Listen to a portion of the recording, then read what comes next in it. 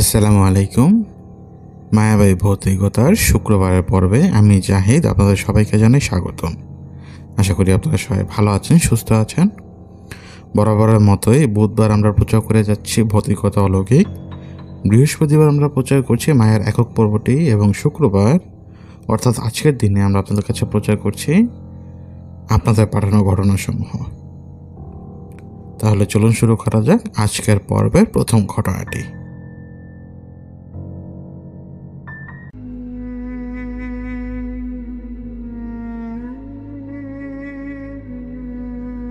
পারভিন বেগম তার দুই সন্তানকে নিয়ে প্রায় 4 থেকে 5 বছর পর তার শ্বশুর বাড়িতে বেড়াতে যান।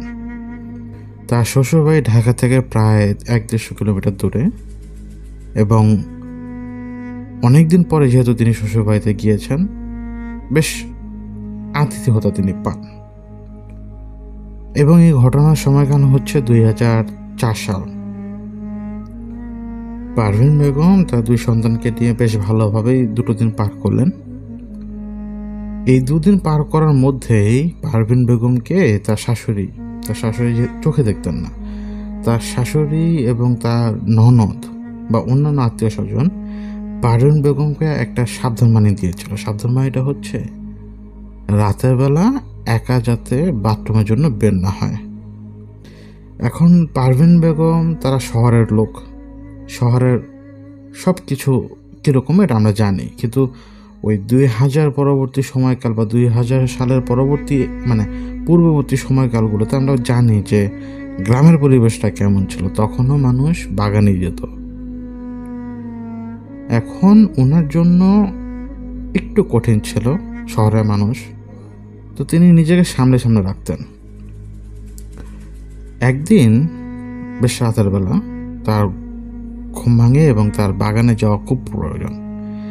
তার শাশুড়ি এবং অন্যান্য আত্মীয় স্বজন তাকে বলে দিয়েছিল যে তুমি নতুন লোক এবং হাওয়া বাতাস তো ভালো না, শহরের মানুষ কোন সময় কোন ধরনের নজর লাগে বা বাতাস লাগে তার তো কোনো ঠিক ঠিকানা নেই, আমাদেরকে ডাক দিবে, আমরা সব সময় তোমাকে সাথে নিয়ে যাব।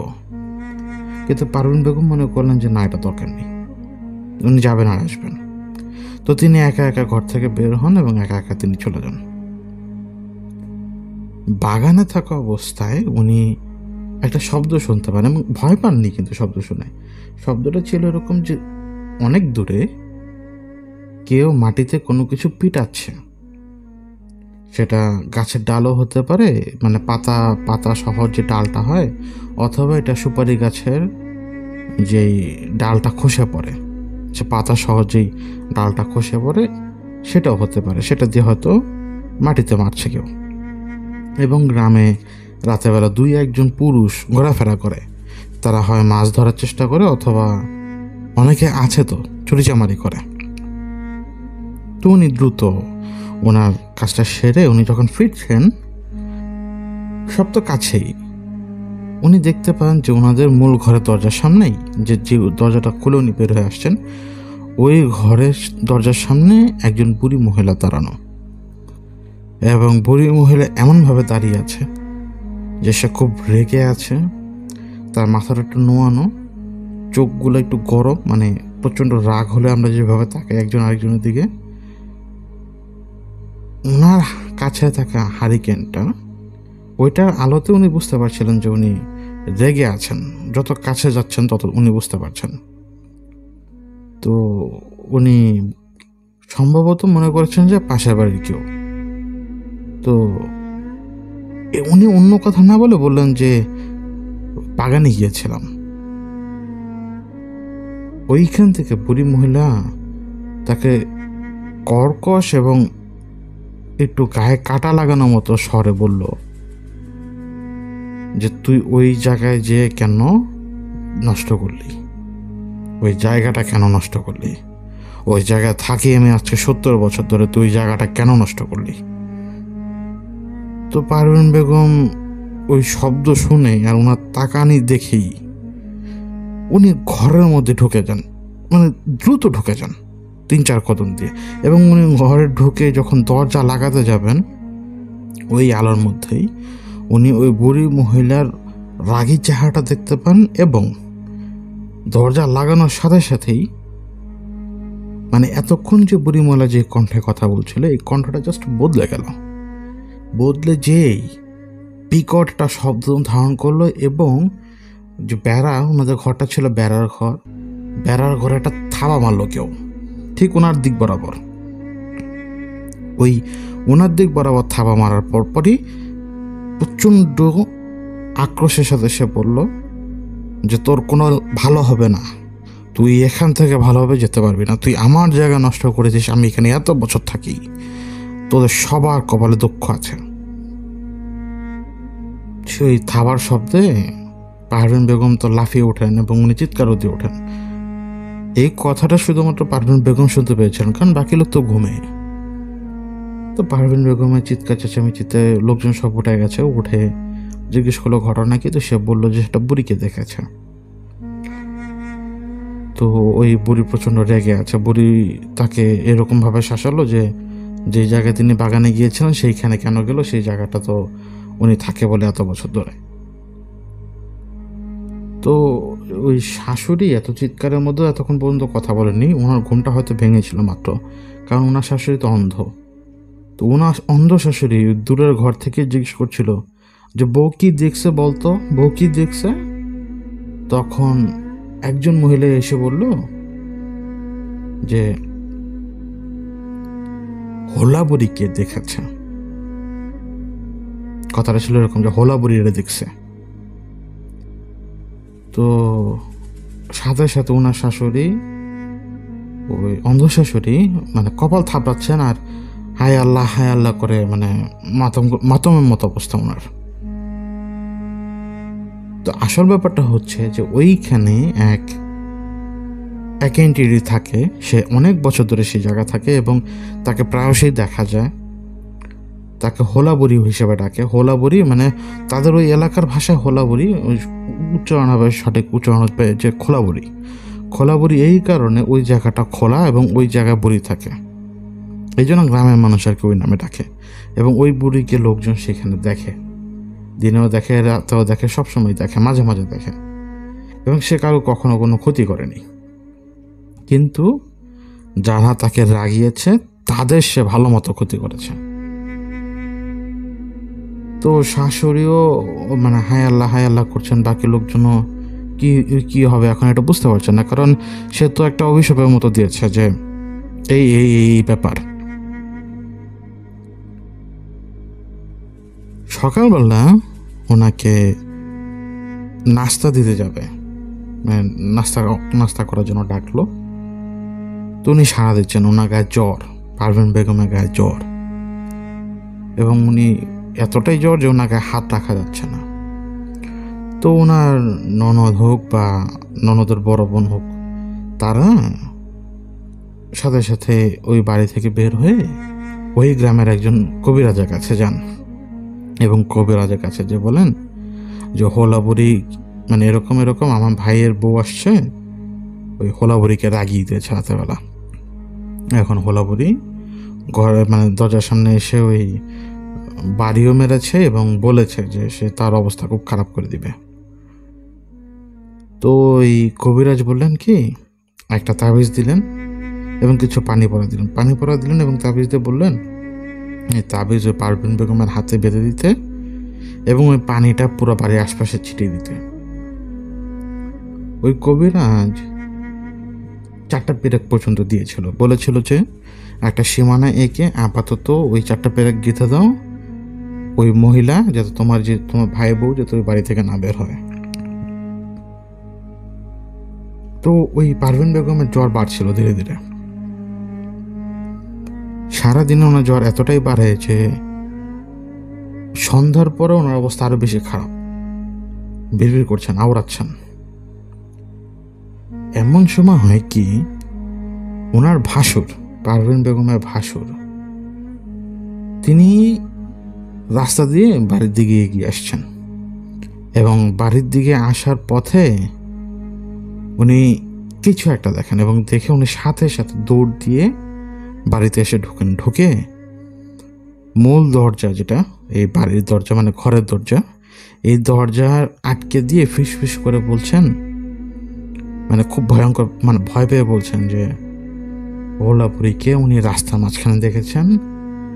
হোলাবুড়ি ওনাকে সাবধান করে দিয়েছে যে যত কিছু করিস আমি ওকে উচিত শিক্ষা দিয়ে ছাড়ব, তুই কেন অন্য কেউ ঠেকাতে পারবে না, আর ওই কবিরাজও ঠেকাতে পারবে না। তোরা যদি ভালো ভালো চাস ওকে এখান থেকে সরিয়ে নিয়ে যা, যদি ওইখানে থাকে আমি ওর ক্ষতি করে ফেলবো। শুধু একটা সুযোগ দিচ্ছি, ওর 2টা সন্তানের দিকে তাকিয়ে ওকে সকালবেলা এখান থেকে সরিয়ে ফেলবি।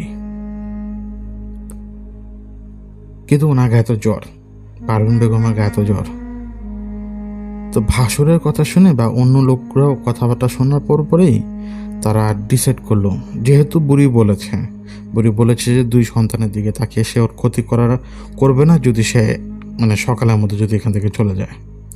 এবং বুড়ি এটাও বলে দিয়েছিল যে তোদের বাড়ির আশপাশ দিয়ে আমি ঘোরাফেরা করি, তোদের ঘরের পিছনের খাল থেকে আমি মাছ ধরে খাই, তোর আমার যাওয়ার রাস্তায় বাধা দিলি কেন?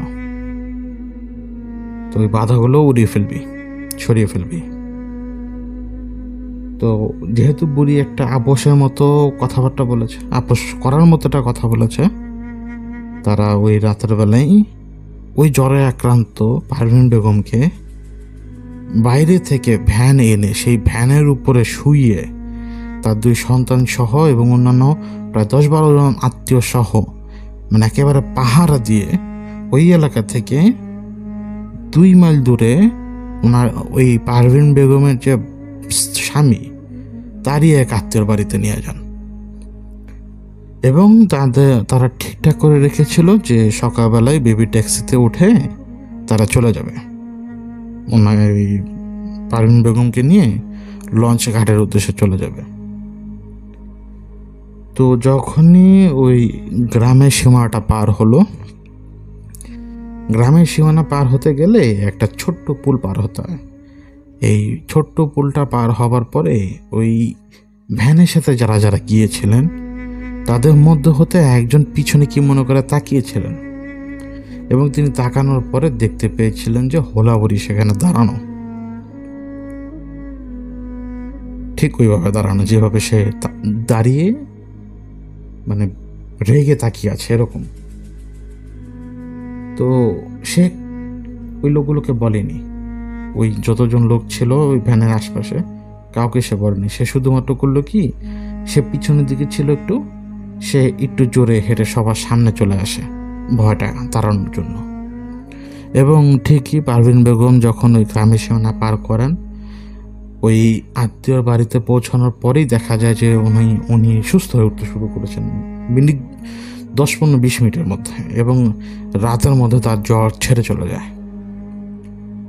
তো পারভিন বেগম বলেছিলেন যখন তার জ্বরটা ছেড়ে চলে যায়, একটু যখন উনি ঠিক ওনাকে যখন একটু ফলমূল খাওয়ানো হচ্ছিল, তখন উনি বলেছিলেন যে উনি বারবার দেখছেন একটা জিনিস, উনি ঘুমের মধ্যে স্বপ্ন দেখছেন একটাই জিনিস, ওই বুড়ি তাকে মারছে, ওই বুড়ি তাকে ঝাড়ু দিয়ে কখনো পেটাচ্ছে, ওই বুড়ি কখনো তাকে চাবুক দিয়ে পেটাচ্ছে। এবং সকালবেলা পারভিন বেগম তার 2 সন্তান সহ লঞ্চ ঘাটে এসে ঢাকায় এসে পৌঁছে যান।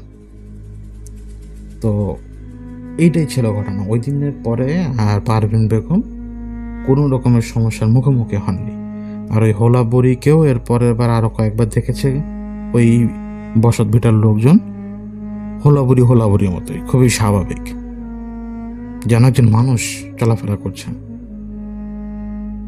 তো হোলাবুড়ি ওইখানে তো অনেক বছর ধরে ছিল, কেউ হোলাবুড়ি কারো কোনো ক্ষতি করেনি, আর কেউ হোলাবুড়ির কোনো ক্ষতি করেনি, শুধুমাত্র ওই বিচ্ছিন্ন ঘটনাটা ছাড়া। এবং হোলাবুড়ির কথা অনুযায়ী ওই 4টা ব্রেক কিন্তু ওই রাতের বেলায় তুলে ফেলা হয়েছিল যখন গ্রামের সীমানাটা তারা পার হয়।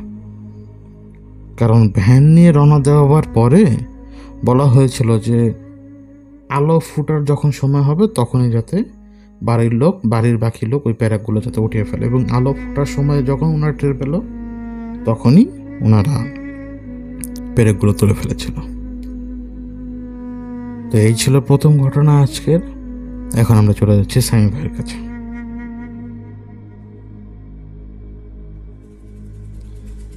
আসসালামু আলাইকুম লিসেনার্স, মায়া ভৌতিকতার আজকের এপিসোডে সবাইকে স্বাগত জানাচ্ছি। আমি সামির আনসারি। আশা করি সবাই ভালো আছেন, সুস্থ আছেন। তো আজকে আমি এখন যে ঘটনাটি শেয়ার করব, এটি আমাকে পাঠিয়েছেন আমাদের মডারেটর ভাই মোহাম্মদ সিয়ামুল ইসলাম। তো তিনি এই ঘটনাটি সংগ্রহ করেছেন কামরুজ্জামান ভাইয়ের কাছ থেকে। আর কামরুজ্জামান ভাই যার থেকে ঘটনাটি শুনেছেন তার নাম হচ্ছে সুমন। তো সুমন ভাই আসলে যেভাবে ঘটনাটি উপস্থাপন করেছেন, আমি সামির হুবহু আপনাদের মাঝে সেভাবেই শেয়ার করছি। চলে যাচ্ছি আজকের ঘটনায়। আমার হোম ডিস্ট্রিক্ট হলো নোয়াখালী। আমি কুমিল্লাতে ছিলাম দীর্ঘদিন এবং কুমিল্লাতে জব ও ব্যবসা বাণিজ্য ছিল আমার সাথে যা ঘটেছে তা হলো আজ থেকে বেশ কয়েক বছর আগে, ধরে নেন প্রায় 5 বছর আগের কথা। মাঝে মাঝেই কুমিল্লার পদুয়ার বাজার বিশ্ব রোডে নূরজাহান হোটেলে নাস্তা করতে আসতাম। ওই দিন রাতে যখন বন্ধুবান্ধব সহ আড্ডা দিলাম, তখন হঠাৎ করে বাড়ির কথা খুব মনে পড়ল। তখন বাজে রাত প্রায় 12টার মতো হবে। তো এখানে খাওয়া দাওয়া করলাম, তো করে বের হয়ে গাড়ির জন্য অপেক্ষা করছিলাম পদুয়ার বাজার বিশ্ব রোড, কিন্তু কোনো গাড়ি পাচ্ছিলাম না। হঠাৎ করে একটা অ্যাম্বুলেন্স আসলো ঢাকার দিক থেকে। সিগন্যাল দিলাম, দাঁড়িয়ে গেল অ্যাম্বুলেন্সটা। তো বললাম আমি সোনাইমুড়ি যাব, আমাকে নেওয়া যাবে কি না। ড্রাইভার হেসে বলল অবশ্যই নেওয়া যাবে, উঠেন। তখন গাড়িতে উঠলাম, কিন্তু গাড়ির পিছনে কি তা আমি ড্রাইভারকে জিজ্ঞেস করিনি। উনিও আমাকে কিছুই বলেনি। যাই হোক, ওনার সাথে আমি রওনা দিলাম। প্রায় 40 মিনিট চলার পর, তখন বাজে প্রায় রাত 12:45 কি 50 হবে, আমি আমার এলাকায় নেমে গেলাম। যেখান থেকে আমি আমার বাড়িতে যাব ওই বাজারে নামলাম আমি। তখন ড্রাইভার ভাইকে জিজ্ঞেস করলাম, ভাই আপনাকে কত টাকা ভাড়া দিব? ড্রাইভার আমাকে হেসে বললো, ভাই লাগবে না, চলে যান। আমি বললাম কেন? ড্রাইভার বলল, আপনি যখন আমার সাথে আসছেন আমার মনোবল অনেক বেড়ে গেছিল, তা আমি ভাড়া দিতে চাই। কিন্তু ড্রাইভার আবার হেসে বলল যে ভাই ভাড়া নিবে না, মানে তিনি ভাড়া নিতে চাচ্ছেন না। বললাম কত টাকা দিয়ে একটু বলেন তো ভাই। ড্রাইভার বলল বিরক্ত, ভাই বললাম তো আমার টাকা লাগবে না। আপনি যখন আমার সাথে ছিলেন আমার খুব সাহস লেগেছিল এবং আমি এর জন্য আপনার কাছে কোনো টাকা নিতে পারবো না। কিন্তু যখনই আপনি এখন নেমে গেলেন আমার কেমন যেন খারাপ লাগতেছে। তো এই কথাটা শুনে আমি একটু অবাক হয়ে যাই। ড্রাইভারের কথা কেমন ইতস্ততা বোধের মধ্যেও তিনি কথা বলছে এরকম। তাই আমি বললাম কেন ভাই, কী হয়েছে আপনার? তিনি বলেন যে আমি ঢাকা থেকে আসতেছি, গাড়িতে লাশ, একা একা ভালো লাগতেছিল না, আপনাকে পেয়ে অনেক ভালো লাগছে। তখন এই কথাটা শোনা মাত্র আমি খুব থমকে গেলাম। যেখানে আমি দাঁড়িয়েছিলাম ঢাকাটা তো আশেপাশে বেশ নিরিবিলি, আর বিগত প্রায় 1.5 ঘন্টার মতো আমি একটা লাশের গাড়িতে এসেছি, তাও আবার একটা ড্রাইভারের সাথে। এটা শুনে তো আসলে আমার মানে মনের মধ্যে একটু কেমন জানি আনইজি লাগছিল এবং ভয় কাজ করছিল। আর আশেপাশে তখন যে এরিয়াটা ছিল বেশ একটু ভয়ানক পরিবেশে বলা যায়, বেশ অন্ধকার ছিল চারপাশে। যাও, পরে আমি চিন্তা করলাম সবাইকে তো একদিন মরতে হবে, এভাবে ভয় পাওয়া বা থমকে যাওয়ার মতো কিছু তো এখানে আসলে হয় নাই। তো এখন ঘড়িতে প্রায় যেটা বললাম যে 1টার কাছাকাছি বাজে। এখানে কোনো গাড়ি পাচ্ছি না। এখান থেকে আমার বাড়ি প্রায় দীর্ঘ 5 কিলো। তো অনেক ফাঁকা ফাঁকা জায়গা আছে যেখানে মানুষ দিনের বেলাও হাঁটতেও ভয় পায়। যাই হোক, দাঁড়িয়ে আছি, দেখি কোনো রিক্সা পাই কিনা। তো হঠাৎ করে একটা লোক আসলো, বলে ভাই আপনি যাবেন কোথায়? তো আমি বললাম যে ভাই আমি আমার নিজের গ্রাম যাব, সাহারপাড়া। তো উনি বলল যে ভাই আপনাদের এলাকার কিছু লোক এখানে কাজ করে, ওদের দোকান বন্ধ করতে লেট হয়েছে, ওরা রওনা দিছে এই একটু আগে, কিছুক্ষণ আগে। আমার মনে হয় আপনি একটু যদি জোরে হাঁটা দেন না তো ওনাদেরকে পেয়ে যাবেন। তাই আমি বললাম যে আপনি শিওর ভাই? তো উনি বললেন হ্যাঁ ভাই আমি শিওর। তো তখন ছিল আবার বলতেছে যে আপনি এখানে অপেক্ষা করেন না, অনেক রাত হয়েছে আর এখানে এখন আর গাড়ি পাবেন না। তো আমি হোটেল থেকে আসতে কিছু খাবার নিয়ে আসছিলাম বাড়ির জন্য, যেমন কেক, বিস্কিট, আরও অন্যান্য আলাদা জিনিস ছিল। তো আপনারা যদিও সেই হোটেলটার কথা বলেছিল তো অনেকে চিনেন, যারা ঢাকা চিটাং হাইওয়েতে যদি রেগুলার যাতায়াত করে, নূরজাহান হোটেল, বেশ নাম করে একটা হোটেল। যাই হোক, আমি সেখান থেকে এরকম খাওয়া দাওয়া নিয়ে তখন রওনা দিই। তো তখন আমি হাঁটতে হাঁটতে সামনের দিকে যাচ্ছি, কিন্তু কাউকে পাচ্ছিলাম না। তো হঠাৎ দেখতে পেলাম তাদেরকে, ওই যাদের কথা বলেছিল কিছুক্ষণ আগে ভাই। তো আমি জিজ্ঞেস করলাম যে তারা আমাকে জিজ্ঞেস করলো যে কোথায় যাবেন। তা বললাম যে আমি সামনে আমার বাড়ি। তা আমিও ওদের সাথে এরকম হাঁটা শুরু করলাম, তাদের সাথে হাঁটছি। তো তাদের বাড়ির সামনে আসে তারা বলে, ভাই আমাদের একটু বাড়ির ভেতর রাস্তা পর্যন্ত এগিয়ে দিয়ে আসেন না, একটু আমরা ভয় পাচ্ছি। যে লোকগুলো দিয়ে একজন ছিল। তো বললাম, ভাই আমি অনেক দূর যাব, আপনারা দুজন মানুষ আছেন, আমাকে কিছু দূর এগিয়ে দিলে আমার উপকার হবে। উল্টা আমি কেন আপনাদের এগিয়ে দেবো, আপনাদের দুজন আসেনি একসাথে। তো ওনারা বললেন যে এদিকে আসলে তিনেই মানুষ হাঁটে না, এরা তো রাত।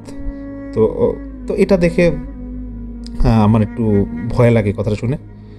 যাই হোক, আমি আমার মতো এরকম হেঁটে যাচ্ছি, তো খুব ভয় পাচ্ছে, আল্লাহকে স্মরণ করছি, ভাবছিলাম এই মুহূর্তে কীভাবে বাড়ি যাব। রাস্তার পাশে এদিকে তাকায় শুধু হালকা কুয়াশা এবং কোনো মানুষ দেখতে পাচ্ছি না। তখন প্রায় বেজে গেছে রাত 1:35। তা হাঁটতেছি, তো কেন জানি মনে হচ্ছিল যে আশেপাশে আমি যখন হাঁটছি, আমি যেটা ফিল করেছি সত্যি কথা বলতে, যে আমার দুপাশে মনে হয় দুজন হাঁটছে। আমি যখনই বারবার পিছিয়ে তাকাই, আশেপাশে তাকাই, আমি দেখছি যে মানে বাস্তব কথা যেটা, যে আমি দেখছি যে কিছুই নাই, কিন্তু যখনই আমি হাঁটছিলাম আমার কেন জানি মনে হচ্ছিল পাশে কেউ আছে। এবং যেটা ঘটে যে আমি 2-3 মিনিট হবে এরকম বোঝার পর যখন হাঁটতে যাব, তখন মানে আমি কীভাবে বলি এটা, যে আমার ডান কাঁধের ঠিক মানে কাঁধের দিকে একজন হাত দিয়ে আমাকে থামার জন্য ইশারা দেয়। আমি তখন মানুষ যেভাবে ধরে একজন ধরে যেরকম স্পষ্ট একটা ছোঁয়া পাই সেরকম পেয়েছিলাম, এবং আমি সঙ্গে সঙ্গে পিছিয়ে তাকিয়ে দেখি কেউ নাই। তারপর আমি হাঁটতে থাকি দোয়া-দরুদ পড়ে। আপনারা বিশ্বাস করবেন না যে সেই মুহূর্তে রাত 1:35 বা 1:45-র মধ্যে একটা মুহূর্তে এরকম যদি একটা খালি গ্রামের রাস্তায় হাঁটে, ঠান্ডা কুয়াশার মধ্যে, আশেপাশে কিছুই নাই, কেমন লাগতে পারে।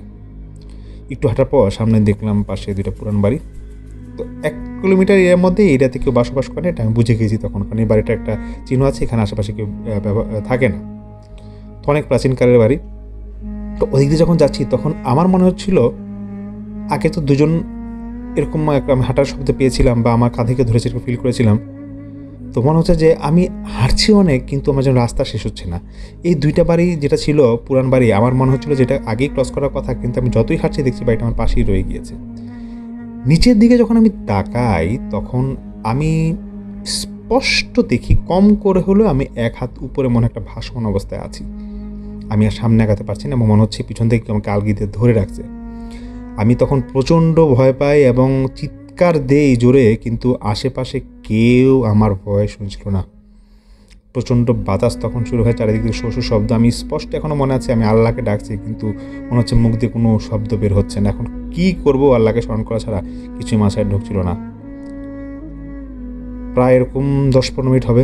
আল্লাহর অশেষ মেহরবানিতে আমি যখন দোয়া পড়ছিলাম, দেখলাম যে আমি আস্তে উপর থেকে আমার নিচে নামছে, এবং মনে হচ্ছে যে আমাকে তুলে নিচ্ছে আলগিতে, সে মনে আমাকে নামিয়ে দিল। আমি নিচে যখন পড়ি তখন মনে হচ্ছিল যে না, আমি মাটিতে পায়ে স্পর্শ করেছি, কিন্তু কীভাবে পারলাম তা বুঝতে পারলাম না। তখনও মনে হচ্ছিল যে আশেপাশে বেশ ভালোই বাতাস। তারপর আমি চিন্তা করলাম কী হচ্ছে আমার সাথে, এগুলো কী ঘটতে পারে। আমি তখন তারপর আরও জোরে হাঁটা শুরু করি, কিন্তু যত দূরে আগাই আমার মনে হচ্ছে যে আমি, দেখা যায় 15-20 হাত দূরে আগালেও মনে হচ্ছে যে ওই জায়গা আমার যাচ্ছে না। যাই হোক, যখন দেখলাম যে আমার বাড়ির খুব কাছাকাছি এসে পড়েছি, গ্রামের ঠিক 3 রাস্তার মোড়, সেখানে অনেক বাঁশঝাড় আছে, বাঁশঝাড়গুলো সবগুলা যখন আমি দেখবো যে দেখি সামনে পড়ে আছে, ঠিক সামনে রাস্তার সামনে বাঁশঝাড়গুলো পড়ে আছে। কিন্তু আমার জানা মতে এত পুরানো বাঁশঝাড়ের বাঁশগুলা কেউ রাতে এরকম ফালাবে না, তো আমাদের বাড়ির 3 রাস্তার মোড়ে, কারণ মানুষের যাতায়াতের একটা মূল রাস্তা ছিল এটা। তো আমি একটু বেশ অবাক হয়ে যাই যে এত রাতে এতটুকু বাড়ির কাছাকাছি আসলাম, কিন্তু বাঁশঝাড়ের বাঁশগুলো ফালায় রাখছে কে, কীভাবে যাবো আমি।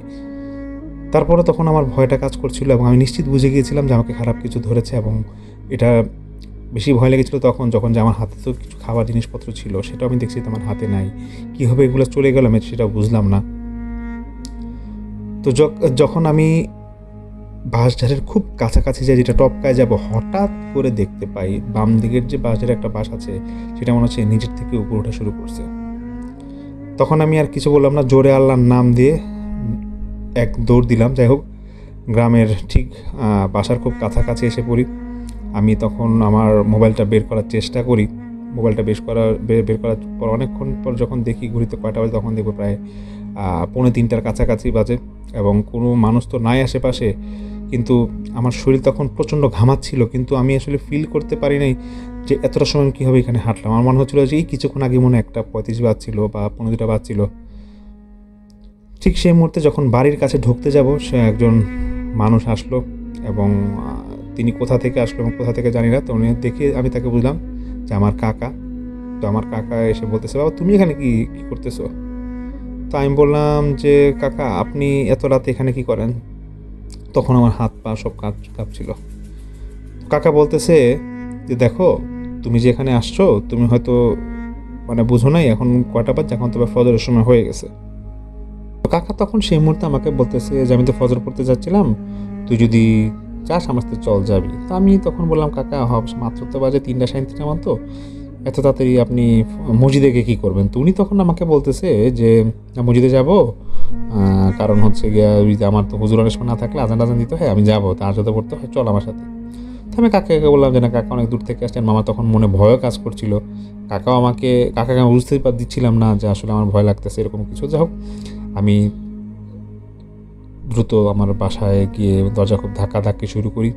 অনেকক্ষণ যখন দরজা ধাক্কানোর পক্ষে খুলছিল না, তখন দেখি যে আমার বাবা দরজা খুললেন। আমি তাকে জিজ্ঞেস করলাম যে বাবা আমি আসছি। বাবা আমাকে দেখে অবাক যে তুই এত রাতে এনে আসলি কী করে? বাবাকে কিছু না বলে জাস্ট শুধু বললাম যে বাবা আমি একটু আমাকে ঘুমাইতে দাও, আমি একটু বাড়ির কাছে একটা কাজে আসছিলাম, আসতে অনেক রাত হয়ে গেছে, তুমি শুয়ে পড়ো, সকালে কথা হবে। বিশ্বাস করবেন কিনা জানি না, আমি সকালে যখন ঘুম থেকে উঠে দেখি আমার মা আমাকে ঘুম থেকে তুলে এবং মা আমাকে দেখে মনে অবাক। মা বলতেছে কী রে তুই কীভাবে আসলি, আর তোর দরজা খুলছে কে, তুই কখন কীভাবে আসলি?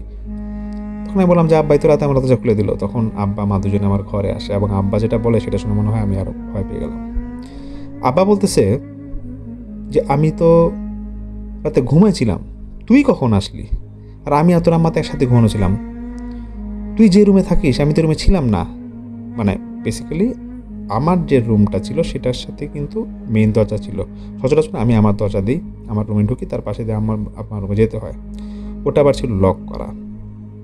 তো যেটাই হোক, আব্বা তো বলেই বসে যে তিনি দরজা খুলেন নাই এবং তিনি এটাও বলেন যে ফজরের সময় যখন তিনি নামাজ পড়তে উঠেন তখন দেখেছিল যে আমার রুমের দরজাটা লক করা, মানে এখানে রুমে কেউ আসবে সেটা কোনোভাবে হওয়ার কথা ছিল না। যাই হোক, আমি যখন ঘুম থেকে উঠে তখন রাতের কথা কি হয়েছে না হয়েছে রাস্তাঘাটে সব কিছু বলি আমার বাবা মাকে।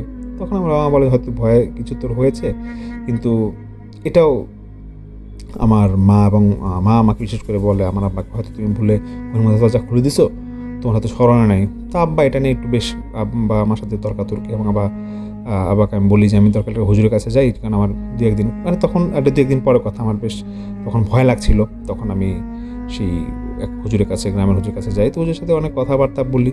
হুজুর আমার নাম ঠিকানা নিয়ে কিছুদিন সময় নিয়ে পরে জানায় যে সেই রাতে নাকি আমাকে আসলে খারাপ কিছুই ভর করেছিল। হয়তো যে গাড়িটাতে আমি এসেছিলাম গাড়িটা সব ঠিক ছিল, কিন্তু গাড়িতে হয়তো কোনো খারাপ কিছু আমাকে তখন সেই মুহূর্তে সেই রাতে ভর করেছে। এই জন্য আমাকে চেষ্টা বিভিন্নভাবে ভয় দেখাতে। এবং যে বিষয়টা আপনাদেরকে বলা হয়নি সেটা হচ্ছে যে আমি বলেছিলাম যে আমার চাচা যিনি কিনা আমাকে মাঝরাতে ডেকেছিলেন, ওই চাচার আমার দেখা হয়েছিল তিনি মসজিদে যাবেন। তো খবর নিয়ে জানা গিয়েছিল যে আমার চাচা সেই মুহূর্তে আমাদের বাড়িতে ছিলেন না, তিনি তার মেয়ের বাড়িতে গিয়েছিলেন, সেটা আরও অনেক বেশ দূরে একটা শহরে আমাদের এলাকা থেকে। তো তার মানে বোঝা গেল যে আমার কাকার রূপ নিয়ে হয়তো বা কেউ এসেছিল, আমার কোনো ক্ষতি করতে চেয়েছিল। হুজুর এই বিষয়গুলো আমাকে আসলে বলেছে এবং আল্লাহর কাছে অশেষ মেহেরবান যে আমি সেই রাতে হয়তো বেশি এসেছিলাম। এবং হুজুর আমাকে বলেছিল যে যেহেতু আপনার সাথে এরকম একটা ঘটনা ঘটেছে, আপনাকে ভয় দেখাতে চেয়েছে, আপনি হয়তো এগুলা বিভিন্ন রূপে দেখেছেন, তো আমাকে কিছু রিচার্জ তিনি করতে বলেছেন। তারপর আমি মোটামুটি ওরকম আসলে কোনো একটা সমস্যা হয় না। তবে হ্যাঁ, আমার প্রায় 15-20 দিনের মতো টানা এরকম জ্বর ছিল, হালকা হালকা জ্বর থাকলে শরীর খুব খারাপ অবস্থা ছিল। আস্তে আস্তে হুজুরের সেই রিচুয়ালের মাধ্যমে আমি পরে সম্পূর্ণ সুস্থ হই। তবে যেটা বলবো যে আজও আমার সেই দিনের কথা মনে পড়ে। আসলে কী আমার সাথে ঘটেছিল আমি জানি না কতটুকু আপনাদেরকে ভাবে গুছিয়ে এই শোতে উপস্থাপন করতে পেরেছি। তো শ্রোতা বন্ধুরা, এটা ছিল সেই সুমন পাঠানো ঘটনা, যেটা ওনার জীবনের একটা অনাকাঙ্ক্ষিত ঘটনা তিনি শেয়ার করেছেন। হয়তো উনি বলছে যে দেখুন ভাই, এটা অনেক সময় হয়, আপনি ভাবতে পারেন যে আপনার সবার কাছে অনেকের কাছে নর্মাল লাগতে পারে, বাট সে রাতে তো আমি সে রাস্তায় ছিলাম, কি আমার সাথে হয়েছিল গ্রামের রাস্তা, বিশেষ করে আপনারা হয়তো যদি যারা গ্রামের ছেলেরা তারা অবশ্যই বুঝবেন যেটা আসলে কতটা ভয়ানক। তো শ্রোতা বন্ধুরা, এটা ছিল আসলে ঘটনা। কেমন লেগেছে অবশ্যই জানাবেন। আমি সামির আনসারি এখন আপনাদের মাঝে আরেকটু পরে শেয়ার করবো আরেকটি ঘটনা। অবশ্যই আপনারা আপনাদের মতামত জানাবেন। আসসালামু আলাইকুম।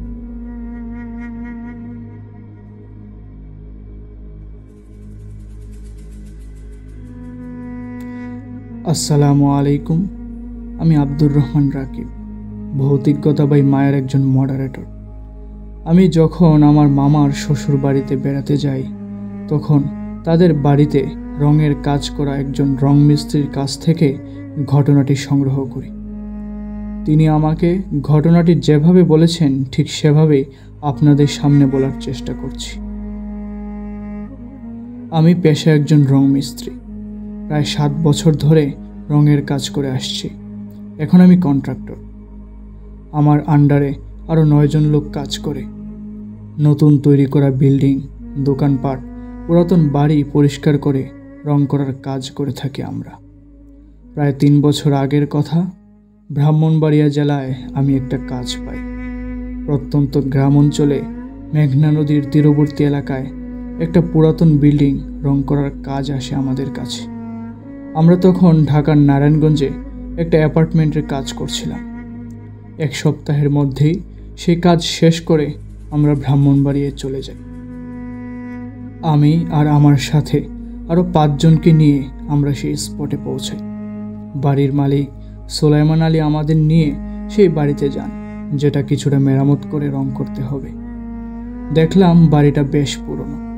দোতলা ভবন বিশিষ্ট এই বাড়িটির গায়ে লতা পাতা জড়িয়ে আছে। দেখে মনে হচ্ছে প্রায় 1 যুগ ধরে এটি ব্যবহার করা হয় না। আমার অনুমান ঠিক। বাড়ির মালিকও বলছেন 2009 সাল থেকে এই বাড়িটি এভাবেই পরিত্যক্তভাবে পড়ে আছে, কেউ থাকে না এখানে। তবে বাড়িটি বেশ শক্তপোক্তভাবেই তৈরি করা হয়েছিল। এখন শুধু পরিষ্কার করে হালকা মেরামত করে ব্যবহার উপযোগী করে তুলতে পারলেই এখানে থাকা যাবে। যাই হোক, এখন এই বাড়িটির একটু বর্ণনা দেয়া যাক। বাড়িটির আশেপাশে ঝোপঝাড়ে ভরা ছিল। এগুলো কয়েকদিন আগেই পরিষ্কার করা হয়েছে। সম্পূর্ণ বাড়িটির এরিয়া প্রায় 50%, আর এই বিল্ডিংটি প্রায় 8.5% জমির উপর তৈরি করা হয়েছিল। বাড়িটির চারপাশে প্রায় 16টি সুপারি গাছ রয়েছে। বিল্ডিংয়ের ঠিক পেছনের অংশে একটা কুয়ো রয়েছে। কুয়োটার পাশেই বিশাল একটা বট গাছ। বিল্ডিংয়ের ছাদে উঠলে কিছুটা দূরে মেঘনা নদী চোখে পড়ে। নদীর কিনারায় একটা শ্মশান ঘাটও রয়েছে। বাড়ির মালিক সুলাইমান আলী আমাদের জানায় 2009 সালের মার্চ মাসে তার ছোট বোন এই বিল্ডিংয়ের দোতলায় ফাঁসিতে ঝুলে সুইসাইড করে মারা যায়।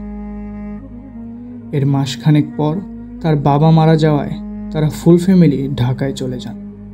এখন এত বছর পর সুলাইমান আলী উত্তরাধিকার সূত্রে তার বাবার এই বাড়িটি পায়। তো আমরা আমাদের কাজের জিনিসপত্র নিচতলার একটা রুমে রাখি এবং এর পাশের রুমেই আমাদের থাকার ব্যবস্থা করি। সুলাইমান আলীর শ্বশুর বাড়ি এখান থেকে বেশ একটা দূরে নয়। ওখান থেকে আমাদের দুপুরের এবং রাতের খাবার পাঠানো হবে। আমরা মোট 15 দিনের কন্ট্রাক্টে কাজটি নেই। সুলাইমান আলী আমাদের কিছু অ্যাডভান্স টাকা দেন এবং বাকি টাকা কাজ শেষ হওয়ার পর দেয়া হবে। তিনি আমাদের সব কিছু বুঝিয়ে দিয়ে চলে যান এবং বলেন মাঝে মাঝেই তিনি এসে দেখে যাবেন। তো সেদিন দুপুরবেলার খাবার খেয়ে আমরা কাজ শুরু করে দিই। আমি আমার সাথে সবাইকে কাজ ভাগ করে দিই। আমরা আগে সবগুলো রুমের ভেতরের পাশ রং করব, তারপর বাহিরের পাশ। 2 জনকে দোতলায় পাঠানো হয় রুমগুলো পরিষ্কার করার জন্য। মনির এবং সুমন, তারা দুজনেই প্রায় সেম এজের, বয়স 23-24 হবে। তাদের দায়িত্ব উপরের রুমে। তারা তাদের কাজের জিনিসপত্র নিয়ে উপরে চলে যায় এবং আমরা বাকিরা নিচের রুমগুলোতে কাজ শুরু করি। প্রায় 2 ঘন্টা পর আমাদের নিচের রুমগুলোর কাজ প্রায় শেষ হয়ে যায়। আমি আরেকজনকে পাঠাই মনির এবং সুমনের কাজ কতটুকু শেষ হলো তা দেখে আসার জন্য। সে একটু পরেই দৌড়ে এসে জানায় তারা 2 জন রুমে অজ্ঞান অবস্থায় পড়ে আছে। আমরা তাড়াতাড়ি দোতলায় যাই, তাদেরকে নিচে নামিয়ে আনি। তাদের 2 জনের শরীরেই কিছু আঁচড়ের দাগ দেখতে পেলাম। মনে হচ্ছে এই মিনিট কয়েক আগেই তাদেরকেও আঘাত করেছে। মাথায় অনেকক্ষণ পানি ঢালার পর তাদের জ্ঞান ফেরে। কিভাবে কি হলো জিজ্ঞেস করলে মনির জানায়, তারা যখন একটা রুমে কাজ করছিল তখন এর পাশের রুম থেকে চাপা কণ্ঠে মেয়েদের ভয়েসে গুঙিয়ে কান্নার আওয়াজ শুনতে পায় তারা। দুজনেই বেশ ভয় পেয়ে যায়, তবুও সাহস করে তারা ওই রুমে প্রবেশ করে। তারপর যা দেখলো তা হলো সিলিংয়ের সাথে একটা মেয়ে ঝুলে আছে, পরনে সাদা কাপড়। কাপড়টা বেশ ময়লা, কোমরের নিচের অংশ টাটকা রক্তে ভেজে আছে। এই দৃশ্য দেখে তারা নিজেদের আর সামলাতে পারেনি। এক দৌড়ে তারা রুম থেকে বের হয়ে আসে এবং বারান্দায় এসে তারা সেন্স হারিয়ে ফেলে। সুলাইমান আলীকে কল করে জানাই তিনি যেন খুব দ্রুত এখানে আসেন। তিনি আসার পর সব কিছু তাকে জানানো হয়। তিনি বলেন ওই রুমেই তার ছোট বোন সুইসাইড করে। আমরা ওনাকে বলি, এরকম যে হবে আপনি আমাদের আগেই বলা উচিত ছিল। আল্লাহ না করুক আমাদের বড় কোনো সমস্যা হয়ে গেলে এর দায়ভার কে নেবে? সুলাইমান আলী বলেন তিনি কাল একজন হুজুর নিয়ে এসে এর সমাধান করে দিয়ে যাবেন। আজকে আর কাজ করতে হবে না, আর ওই রুমের দিকেও যাওয়ার দরকার নেই। আমি বলি আজ রাতে আমরা এখানে থাকতে পারবো না, আপনি আমাদের অন্য কোথাও থাকার ব্যবস্থা করে দিন। সন্ধ্যার পর সুলাইমান আলী আমাদের নিয়ে ওনার শ্বশুর বাড়িতে যান। মনির এবং সুমনকে নিয়ে বাজারের একটা ফার্মেসিতে যাই। তাদের প্রচণ্ড জ্বর এসেছিল। শরীরের কাটা অংশগুলোতে ব্যান্ডেজ করে কিছু ঔষধ নিয়ে আমরা চলে আসি। রাত 11টার পর খাবার খেয়ে আমরা ঘুমিয়ে পড়ি। সকালবেলা ঘুম থেকে ওঠার পর দেখি মনির অদ্ভুত রকমের আচরণ করছে। সে বারবার একই কথা বলছিল যে আমি সেখানে কাজ করতে যাব না, গেলে ওরা আমাকে মেরে ফেলবে। কিছুক্ষণ পর মনির কিছুটা স্বাভাবিক হলে সে বলতে শুরু করে রাতে সে একটা খারাপ স্বপ্ন দেখেছে। সে দেখছিল ওই বিল্ডিংয়ের সেই রুমে সে একা বসে আছে। দুজন কালো জুব্বা পরিহিত লোক এসে রুমে প্রবেশ করলো। তার মধ্যে একজন লোক তার গলা ধরে সিলিং বরাবর তুলে ধরে। তারপর ওই লোক দুটো তাদের নিজেদের মধ্যে কিছুক্ষণ কথা বলল, কিন্তু মনির তাদের কথা কিছুই বুঝল না। এর পরক্ষণেই সেই লোকটা তাকে সজোরে একটা আছাড় মারে। তাকে উদ্দেশ্য করে বলে, দ্বিতীয়বার যদি তোকে এই বিল্ডিংয়ের আশেপাশে দেখি তাহলে মনে রাখবি ওই দিনটাই হবে এই দুনিয়াতে তোর শেষ দিন। এই বলে সাথে থাকা কালো জুব্বা পরা লোকটি তার পরনের জুব্বা খুলে ফেলে। সে দেখে পুরো একটা কঙ্কাল, হাড়ের সাথে অল্প অল্প করে মাংস ঝলে আছে। কোকড়ানো লম্বা চুলগুলো দিয়ে মনে হচ্ছে এখনই তার গলা পেঁচিয়ে ধরবে, এবং মুখটা দেখে সে বুঝতে পারে এটা একটা মেয়ে। এই বীভৎস দৃশ্য দেখে ভয়ে তার ঘুম ভেঙে যায়। লাফ দিয়ে বিছানা থেকে নেমে ফ্লোরে বসে সে পাগলের মতো বিরূপ আচরণ করা শুরু করে। সুলাইমান আলী একজন হুজুরকে নিয়ে সেই বাড়িতে যান এবং কিছু রিচুয়াল করে ফিরে আসেন। হুজুর একটা তাবিজ ঝুলিয়ে দেয় মনিরের গলায়। এর ঘণ্টাখানেক পর সে কিছুটা সুস্থ হয়। তাকে নিয়ে আমরা আবার সেই বাড়িটির দিকে রওনা দিই। দুপুরের পর আমরা আবার কাজ শুরু করি। ওই রুমটাও ভালো করে পরিষ্কার করা হয়।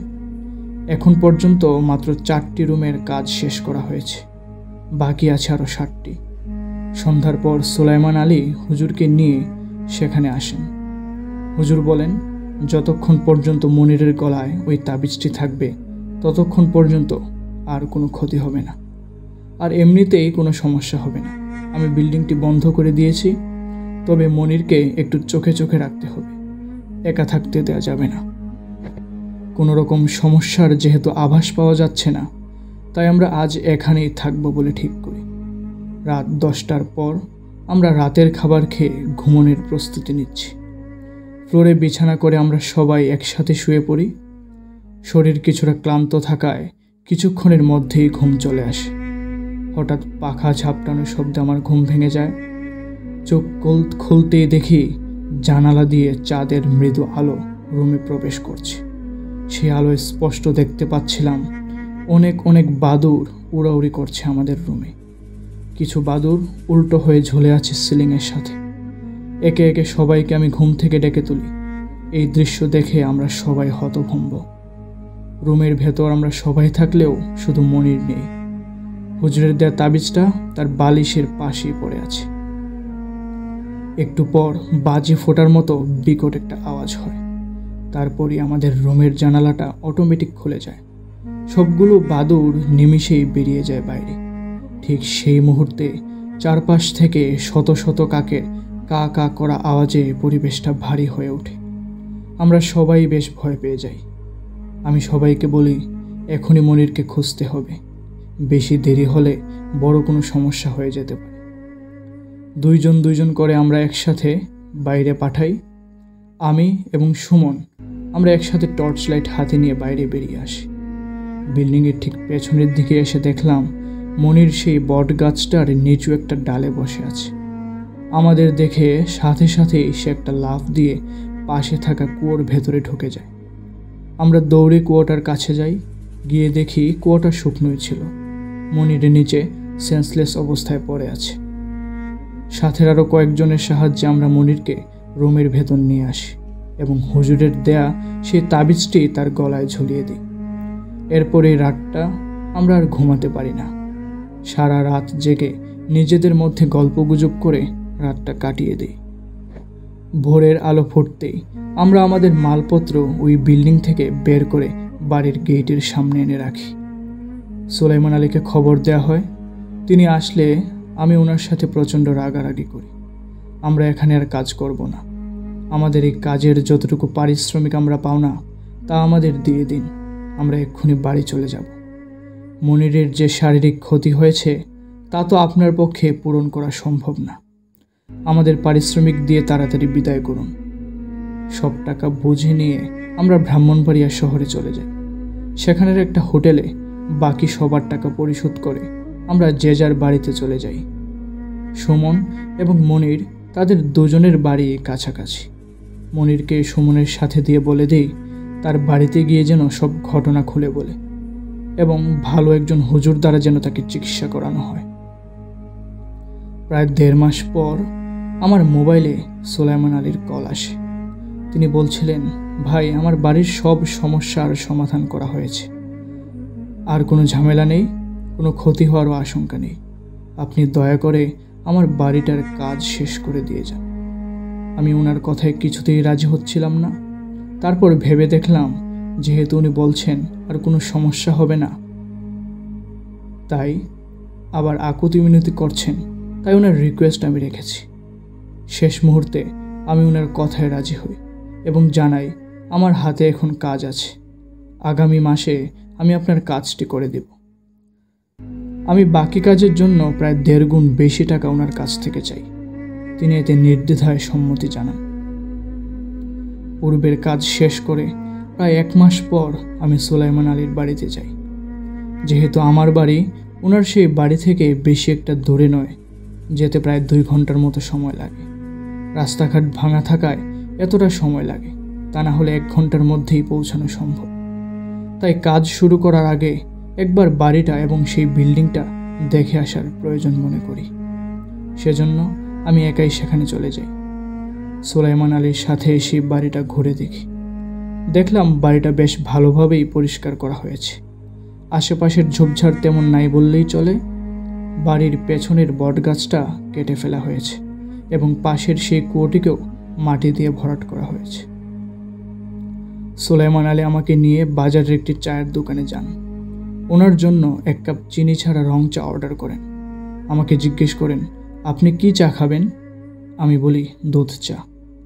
একটু পরেই দোকানদার আমাদের চা দিয়ে যায়। চায়ের কাপে একটা চুমুক দিয়ে ওনাকে জিজ্ঞেস করলাম, ওই সমস্যার কিভাবে সমাধান করলেন? সুলাইমান আলী বলেন, ভাই, এসব খুবই মারাত্মক বিষয়, এগুলো কারো সাথে শেয়ার করা যায় না। আমি বলি, কেন? বললে কি হবে? আপনি বলেন, সমস্যা নাই তো। দেখা গেল কোনো একদিন আমার পরিচিত কারো সাথে যদি এরকম হয়, তাহলে তো আমি তাকে উপদেশ দিতে পারবো। আপনি নির্দ্বিধায় বলেন। কিছুক্ষণ তিনি মনে মনে কি যেন ভাবলেন।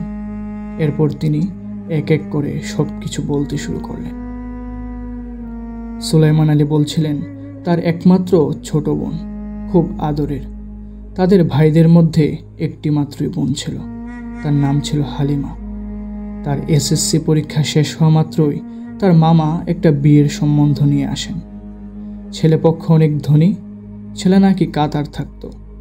3 মাসের ছুটিতে সে দেশে আসে। তার ফ্যামিলি এখন চাচ্ছে যত দ্রুত সম্ভব ভালো একটা বিয়ে করাতে।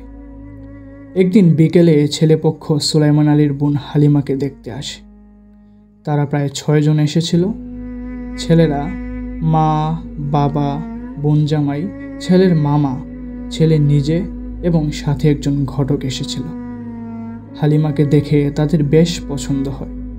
পাশাপাশি হালিমার বাবার নতুন তৈরি করা বিল্ডিংটিও দেখে তাদের অনেক ভালো লাগে। সুলাইমান আলী বলছেন, এর কয়েকদিন পর তিনি তার বাবার সাথে একজন ঘটককে নিয়ে সেই বাড়িতে যান, অর্থাৎ সেই ছেলের বাড়িতে দেখতে যান। কিন্তু সেখানের পরিবেশ নাকি ওনাদের পছন্দ হয়নি, তাই রাতে কল করে তার বাবা তাদের না করে দেন। ওইদিকে ছেলে নাকি হালিমাকে প্রথম দেখাতেই বেশ পছন্দ করে ফেলে। এই বিয়েতে সুলাইমান আলীর পরিবার রাজি না হওয়াতে সেই ছেলে নাকি বেশ ক্ষেপে যায়। সে হালিমাকে টার্গেট করে। হালিমা একদিন তার স্কুলে যাওয়ার জন্য ঘর থেকে বের হয়। পথিমধ্যে সেই ছেলের সাথে তার দেখা হলে সে নাকি হালিমাকে কুপ্রস্তাব দেয়। হালিমা রাজি না হওয়ায় সেই ছেলে তাকে ভুলভাল বুঝিয়ে একটা দোকানে নিয়ে যায়। সেখানে পানি খাওয়ার পর হালিমা ঘুমিয়ে পড়ে। এরপর তার আর কিছু মনে ছিল না। অনেকক্ষণ পর ঘুম ভাঙলে হালিমা তাড়াহুড়ো করে বাসায় চলে আসে। এসে দেখে তার ওড়না থেকে ছোট একটা কাপড়ের টুকরো কেটে নেওয়া হয়েছে এবং পাশাপাশি তার হাতের 3টি আঙুলের হালকা নখ এবং মাথার একটু চুলও কেটে নেওয়া হয়েছে। সে বুঝতে পারে ওই ছেলেটি তার সাথে এমনটা করেছে, কিন্তু তখন হালিমা এই ব্যাপারটা তার পরিবারের কারোর সাথেই শেয়ার করে না। এই ঘটনার ঠিক 3 দিন পর থেকেই সুলাইমান আলীদের বাড়িতে কিছু অদ্ভুত এবং রহস্যময় প্যারানর্মাল ঘটনা ঘটা শুরু হয়। বিশেষ করে হালিমার সাথে এসব ঘটনা ঘটত। একদিন রাতে সুলাইমান আলীর আম্মা ঘুম থেকে উঠে বাথরুমে যান। তখন প্রায় গভীর রাত। বাথরুম থেকে বের হয়ে তিনি যখন ওনার রুমের দিকে যাচ্ছিলেন, ঠিক তখন তিনি দেখেন হালিমার রুমের লাইট জ্বালানো। তিনি ভাবছিলেন, এত রাতে তো হালিমা কোনোদিন সজাগ থাকে না। হালিমার রুমের দরজার সামনে গিয়ে দেখেন রুমে কেউ নেই। কোথায় গেল হালিমা? তিনি বাসার সবাইকে জাগিয়ে তোলেন এবং অস্থির হয়ে জোরে জোরে হালিমাকে ডাকতে থাকেন। পুরো বাসা তন্ন তন্ন করে খোঁজা শেষ, কিন্তু হালিমাকে কোথাও পাওয়া যাচ্ছিল না। পরে সুলাইমান আলী এবং তার বাবা খেয়াল করলেন ছাদের দরজাটা খোলা।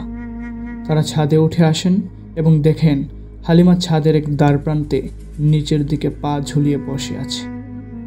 সুলাইমান আলী তার বোন হালিমার দিকে এগিয়ে গিয়ে যখন তার একটা হাত ওর কাঁধে রাখে, ঠিক সেই মুহূর্তে হালিমা ঘুরে তার দিকে তাকায় এবং সে যা দেখতে পায় তা হলো হালিমার চোখ দুটো লাল টকটকে আগুনের গোলার মতো জ্বলজ্বল করছিল।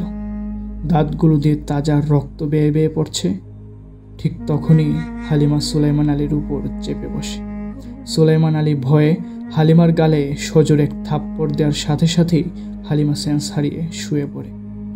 এরপর তাকে বাসায় আনা হলে সব কিছু স্বাভাবিক, চেহারার কোনো পরিবর্তন নেই। আগের মতোই হালিমার সুন্দর সেই ফুটফুটে চেহারা।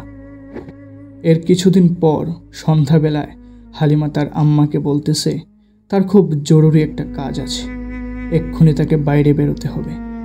কথাটা শেষ হতে দেরি হলো, কিন্তু হালিমার এক দৌড়ে বাড়ি থেকে বের হতে তেমন সময় লাগলো না। এর পরক্ষণেই সুলাইমান আলী তার বাবাকে নিয়ে হালিমাকে খুঁজতে বের হন। বাজারে, স্কুলে, খেলার মাঠে সব জায়গায় তন্ন তন্ন করে খোঁজার পরও না পেয়ে তারা তখন নদীর পাড়ের শ্মশান ঘাটের কাছে যান। সেখানে গিয়ে দেখেন হালিমা শ্মশানের গেটের সামনে শুয়ে উপুর হয়ে গুঙিয়ে গুঙিয়ে কান্না করছে। তার সমস্ত শরীর ভেজা, ঠান্ডায় সে মুমূর্ষু রোগীর মতো কাতরাচ্ছে। তাকে ধরাধরি করে বাসায় নিয়ে আসা হয় এবং বাজারের মসজিদের ইমাম সাহেবকে নিয়ে আসেন সুলাইমান আলীর আব্বা। ইমাম সাহেব সব কিছু শুনে এবং হালিমার পরিস্থিতি দেখে তিনি বলেন, আমি আপাতত পানি পোড়া দিয়ে যাচ্ছি এবং একজন তান্ত্রিকের নম্বর দিচ্ছি। আপনারা যত দ্রুত সম্ভব ওই তান্ত্রিককে আপনাদের বাড়িতে নিয়ে আসেন। আমি আপনাদের এখান থেকে কিছুই বলবো না, শুধু এতটুকুই বলবো আপনার মেয়েকে কেউ খুব খারাপভাবে কালো জাদু করেছে। রাতে হালিমা যখন হালকা সুস্থ অনুভব করছিল, তখন সুলাইমান আলী তার বাবা এবং মাকে নিয়ে হালিমার কাছে গিয়ে বসে। ওই ব্যাপারে হালিমাকে জিজ্ঞেস করা হলে সে সেদিনের সব ঘটনা খুলে বলে, যেদিন সে স্কুলে যাওয়ার সময় ওই ছেলেটির সাথে তার দেখা হয়।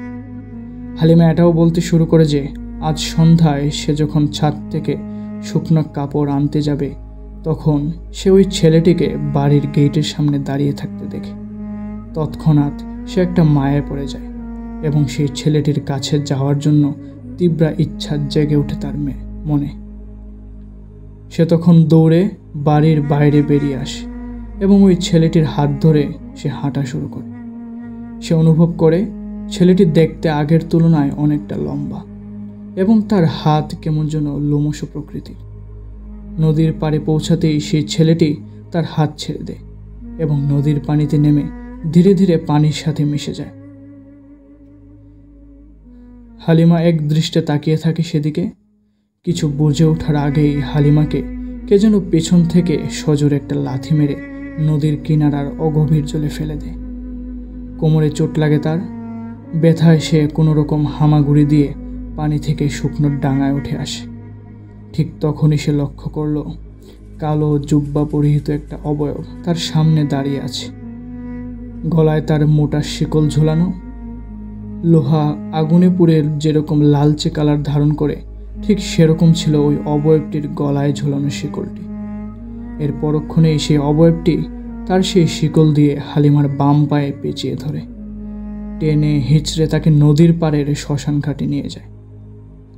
হালিমা বলছিল সে তখন ভয় পাচ্ছিল না, কেমন যেন একটা ঘোরের মধ্যে পড়েছিল সে। অবুঝের মতো তাকিয়ে তাকিয়ে তার সাথে ঘটা প্যারানর্মাল বিষয়গুলো সে দেখে যাচ্ছিল, আর ব্যথায় তার সমস্ত শরীর অবশ হয়ে আসছিল। সে অবয়বটি তাকে শ্মশানের ভেতর নিয়ে যায়। সে দেখে সেখানে একটা মরা পোড়ানো হচ্ছে। ওই স্থানের চারপাশে অনেকগুলো ছায়ামূর্তি দাঁড়িয়ে মন্ত্রের মতো কিছু একটা পড়ছিল। সে অবয়বটি তাকে উদ্দেশ্য করে বলে, তুই যদি বিয়েতে রাজি না হস তাহলে তোকে এভাবেই উত্তপ্ত আগুনে পুড়ে ফেলব। এই বলে অবয়বটি বিদ ঘুটে কণ্ঠে হাসতে থাকে। এরপর সে অবয়বটি আবারও তাকে টেনে শ্মশানের গেটের সামনে নিয়ে আসে। তখন হালিমার পা থেকে সেই শিকলটি আপনা আপনিই খুলে অবয়বটির গলায় পুনরায় পেঁচিয়ে যায়। কিছুক্ষণের মধ্যেই সে অবয়বটি দূরে যেতে যেতে হাওয়ায় মিলিয়ে যায়। সুলাইমান আলী ও তার বাবা হালিমার এই কথাগুলো শুনে বাকরুদ্ধ হয়ে হালিমার দিকে একদৃষ্টে তাকিয়ে থাকে। পরদিন দুপুরবেলা সে ইমাম সাহেবের দেওয়া ঠিকানায় গিয়ে সুলাইমান আলী সেই তান্ত্রিককে নিয়ে আসে। তান্ত্রিক এসে জানায় কালো জাদু করে হালিমাকে ভয় দেখানোর জন্য দুটো জিনকে তার পেছনে লাগিয়ে দেয়া হয়েছে। এখন তাদের সাথে কিছু রিচুয়াল করে এখান থেকে তাড়াতে হবে। ওই দিন সন্ধ্যার পর তান্ত্রিক সেই বিল্ডিংয়ের ছাদে একটা আসর বসান। কিছু মোমবাতি দিয়ে তিনি 3 কোণা ঘরের মতো কিছু একটা তৈরি করেন, অর্থাৎ মোমবাতি দিয়ে 3 কোণা একটা রেখা আঁকেন এবং এর মাঝখানে হালিমাকে বসানো হয়। কিছুক্ষণ পর মন্ত্র জপ করার সাথে সাথে হালিমা ভারী কণ্ঠে কথা বলা শুরু করে। তান্ত্রিক এবং হালিমার উপর ভর করা সেই জিনটি অনেকক্ষণ কথা বলে এবং তাদের মাঝে বেশ তর্ক হয়। সুলাইমান আলী বলেন ওইসব কথা কিছুই ওনার আর মনে নেই, তবে একটা কথা ওনার এখনও স্পষ্ট মনে আছে। হালিমার উপর বিদ্যমান সেই জিনটি তান্ত্রিককে উদ্দেশ্য করে বলছিল, তুই কেন তোর উস্তাদও আমার কিচ্ছুটি করতে পারবে না। আমি আমার কাজ হাসিল করে তবেই এখান থেকে যাব। এরপর সাথে সাথেই হালিমা অজ্ঞান হয়ে যায়। তান্ত্রিক বলে 20 কেজি মিষ্টি নিয়ে যেন সেই শ্মশান ঘাটে রেখে আসা হয় এবং আরও বলে 2 সপ্তাহ পর আমি আবার আসব। এর মাঝে কিছুদিন হালিমার সাথে আরও কিছু রোমাঞ্চকর ঘটনা ঘটে। সুলাইমান আলী বলেন, এগুলো আমি আপনার সাথে আর বলতে পারবো না। এগুলো ভাবলেই কেমন যেন আমার বুকটা কেঁপে ওঠে। তান্ত্রিক সেই রিচুয়াল করার 9 দিনের মাথায় ঘটে মর্মান্তিক ঘটনা। হালিমা এর পর থেকে আর একা ঘুমাতে পারত না। তার আব্বা সব সময় সাথে থাকত। সুলাইমান আলী বলেন, সকালে তার ঘুম হঠাৎ ভেঙে যায় তার আব্বার আর্তচিৎকারে। সবাই সেই রুমে গিয়ে দেখে হালিমা মোটা হলুদ রঙের দড়ি গলায় পেঁচানো অবস্থায় সিলিং ফ্যানের সাথে ঝুলে আছে। তার চোখ খোলা অবস্থায় ছিল, দাঁত দিয়ে তাজা রক্ত ফ্লোরে টিপ টিপ করে পড়ছে। সুলাইমান আলীর বাবা 5 মিনিটের জন্য হালিমাকে রুমে একা রেখে বাথরুমে যান। এর মধ্যেই ঘটে গেল এই মর্মান্তিক ঘটনা। তারপর সব শেষ। প্রিয় আদরের মেয়ের শোকে কাতর হয়ে আমার আব্বা কোমায় চলে যান। হালিমা মারা যাওয়ার ঠিক 3 মাস পরেই সুলাইমান আলীর আব্বাও এই পৃথিবী থেকে বিদায় নেন। এর পরের দিনই সুলাইমান আলী তার ফুল ফ্যামিলি সহ ঢাকায় চলে যান। এতক্ষণ বলছিলাম সুলাইমান আলীর বোনের উপর কালো জাদুর সেই করুণ কাহিনী। তো আমরা যখন ওনার বাড়ির অর্ধেক কাজ করে এসেছিলাম, তখন তিনি তার এক বন্ধুর মাধ্যমে এক কবিরাজের খোঁজ পান। তাকে আনা হয় এই বাড়িতে। তিনি সব কিছু পর্যবেক্ষণ করে জানান এই বাড়ির সেই সুইসাইড করা রুমে এখনও 2টো জিন বসবাস করে। সেই কবিরাজ আরও জানায় সুলাইমান আলীর এক চাচা এই বাড়িটি দখলে নেওয়ার জন্য কোন এক তান্ত্রিকের সাহায্যে পূর্বের ওই জিন দুটোকে এই বাড়িতেই রেখে দেয়। তারপর সেই কবিরাজ টানা 4 দিনের প্রচেষ্টায় ওই খারাপ জিনগুলোকে এখান থেকে তাড়াতে সক্ষম হয়। আমিও কিছুদিন পর আমার সাথের কিছু লোকেদের নিয়ে এই বাড়ি রং করার কাজ সুন্দরভাবেই সম্পন্ন করি এবং সুলাইমান আলীর কাছ থেকে পূর্বের তুলনায় 1.5 গুণ বেশি টাকা আদায় করি। আশা করি আপনাদের এই ঘটনাটি ভালো লেগেছে। সব সময় মায়ের সাথেই থাকুন এবং মায়াকে সাপোর্ট করে বহুদূরে এগিয়ে নিয়ে যাওয়ার দায়িত্ব আপনাদেরই। ভালো থাকবেন। আসসালামু আলাইকুম। আজকের এপিসোডে আমি সামিন আনসারি এখন যে ঘটনাটি শেয়ার করব, এটি আমাকে পাঠিয়েছেন মোহাম্মদ রোজা ইসলাম ইমন ভাই। তিনি আমাদের মডারেটর হিসেবে কাজ করছেন। তো তিনি বলেন যে ওনার জীবনেও এরকম একটা ভয়ানক অভিজ্ঞতা আছে, যা আমরা যে অভিজ্ঞতাগুলো আমরা রেগুলার প্রায় শেয়ার করে থাকি আমাদের এপিসোডে। তিনি যেটা বলেন যে কোনো বড় ধরনের তার ক্ষতি হয়নি, তবে তিনি এই বিষয়টা নিয়ে বা এই অভিজ্ঞতা নিয়ে তিনি বেশ ভয় পেয়েছিলেন। তো কথা বাড়াচ্ছি না, ইমন ভাই যেভাবে ঘটনাটি শেয়ার করেছেন আমি তা সেভাবে আপনার মাঝে তা তুলে ধরছি। তখন অনেক ছোট, আমি ক্লাস 1 বা 2 এর ছাত্র। তো আমার ঘরে আমি আমার ছোট ফুফি ঘুমাতাম। ফুফু তখন 9ম শ্রেণীর ছাত্রী ছিল। তো আমি ফুফু ভাতিজা একসাথে আমরা ঘরে ঘুমাতাম, আর ঠিক পাশে আমার আব্বু আম্মুর ঘর ছিল। হঠাৎ এক রাতে আমার ঘুম ভেঙে যায়। আমি দেখতে পাই ঠিক আমাদের বিছানার সামনে মাঝামাঝি স্থানে একজন কম বয়সী মেয়ে দাঁড়িয়ে আছে। তো ডিম লাইটের আলোতে যতটুকু দেখেছি যে মেয়েটার পরনে একটা শাড়ি ছিল, সম্ভবত এটা খয়েরি কালার শাড়ি হবে, এবং কপালে তার টিপ দেওয়া। সে কোনো কথা বলছিল না, এক নজরে তাকিয়েছিল। তো আমি হঠাৎ এরকম অচেনা কাউকে দেখে ভয় পেয়ে গিয়ে আমার ফুফুর ঠিক হাতের পিছনে আড়াল হয়ে একটু লুকায় যায়। একটু পর যখন সাহস করে আবার একটু উকিতে দেখি সে সেখানেই দাঁড়িয়ে আছে। আমি আবার ভয়ে লুকিয়ে ফেলে নিজেকে সেই ফুফুর হাতের পিছনে। তারপর একসময় অতিক্রম করার পর যখন আবার লক্ষ্য করি, তখন সেখানে কেউ ছিল না। এরপর থেকে শুরু হয় আমার ঘটনা। আমি হঠাৎ মধ্যরাতে উঠে কার সাথে যেন কথা বলতাম। কিছুদিন এটা ফুফু খেয়াল করেছেন। ফুফু মধ্যরাতে বা শেষ সাথে ঘুম থেকে হঠাৎ জেগে যায় এবং আমার কথা বলার শব্দে এবং আমার আর প্রত্যক্ষ করে যে আমি বিছানার মাঝখানে বসে কারোর সাথে অনর্গল কথা বলেই যাচ্ছি। ফুফু আমাকে সে অবস্থায় আমাকে ধরে এবং ঝাঁকি দেয় এবং ডাক দেয়। তাই আমি বললি ওটা যে কী হয়েছে। ফুফু জিজ্ঞেস করে যে কার সাথে কথা বলিস তুই। তাই আমি বললাম কই না তো, এত রাতে কার সাথে কথা বলবো। পরবর্তীতে আম্মুকে জানানো হয় বিষয়গুলো। আম্মু দোয়া পরে ঘুম পাড়ায় আমাকে এবং আমাদের মহল্লার ইমাম সাহেবের নিকট থেকে একটা তাবিজ এনে আমার গলায় ঝুলায় দেয়। এরপর এই সমস্যাগুলো আর হয় না, কিছুদিন ভালোই কাটে। তারপর একদিন হঠাৎ তাবিজটা গলা থেকে খুলে পড়ে যায়। কিছুদিন পর ফুফুর বিয়ে হয়ে যায়। এবার আমি বিছানায় একাই ঘুমাতাম।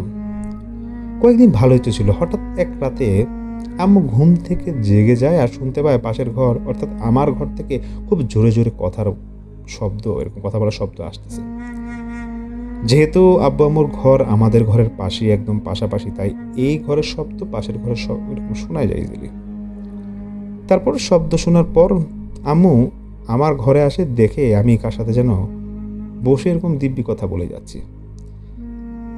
আম্মু কিছুক্ষণ শুনে আমাদের কথোপকথন, তারপর সজোরে একটা চর মারে আমার গালে। এটা আমার বেশ ভালোই মনে ছিল। আমি বসা অবস্থায় জ্ঞান ফিরে দেখতে পাই যে আম্মু বিছানা পাশে এরকম দাঁড়িয়ে আছে আর বলতেছে যে কি হয়েছে। বিভিন্ন ধরনের প্রশ্ন করছি, কিন্তু সব কিছুই আমার মাথার উপর দিয়ে যাচ্ছিল, মনে হচ্ছে আমি কিছু বুঝতে পারতেছি না। সেদিন ঘুম পাড়া দেয় আর আম্মু চলে যায়। এই ঘটনাতে কে আসতো, কার সাথে কথা বলতাম, এগুলো কেউ ঠিক মতো বলতে পারতো না। খালি তাবিজ কবজ, তেল পরা, পানি পরা এগুলো দিয়েই ঘটনা মিটিয়ে দিত। এখন আরো আগে যাওয়া যাক। এর থেকে অনেক ছোট ছিলাম, আমার বয়স তখন কত 5-6 এরকম হবে। তখন আমার একটা সমস্যা হতো, রাতে হঠাৎ চমকে উঠতাম আর জোরে মা বলে চিৎকার দিয়ে উঠতাম, এমন হতো প্রায়। কিন্তু কি দেখে চিৎকার দিয়ে উঠতাম তা আমার জানা ছিল না। আস্তে আস্তে বড় হতে লাগলাম, আর সেই ঘরের মধ্যেই ঘটে থাকতো নতুন নতুন ঘটনা। যেমন আমি রাতে ঘুম থেকে হঠাৎ জেগে যেতাম আর আম্মুর ঘর থেকে শব্দ পেতাম, যে কোনো ছোট বাচ্চা যদি জোরে দৌড় দেয় ফ্লোরের উপর, মধ্যে এরকম ধপধপ করে আওয়াজ, এরকম একটা শব্দ পেতাম। এটা প্রায় শুনতে পেতাম, চলতেই থাকতো এমন শব্দ। এছাড়াও আমার একটা কমন সমস্যা ছিল সেই সময়ের, যে আমি ঘুমিয়ে যেতাম, কিন্তু হঠাৎ একটা সময় শরীরের রুহ আসলে বা জ্ঞান আসলে আমি বুঝতে পারতাম যে আমার উপরে যে সিলিং আছে তার উপর থেকে অনেক রকম তাকিয়ে আছে, এরকম আমি ফিল করতে পারতাম। কিন্তু আমি তো রাতে খুব ভালো একটা ঘুমের মধ্যে ছিলাম, তো এটা কীভাবে হতো আমি জানতে পারতাম না। তো আবার হঠাৎ রাতে আমার মনে হতো যে কেউ আমার বিছানার উপর উঠে আমার পাশে ঘুমিয়ে আছে, একটি নারী অবয়ব এমন।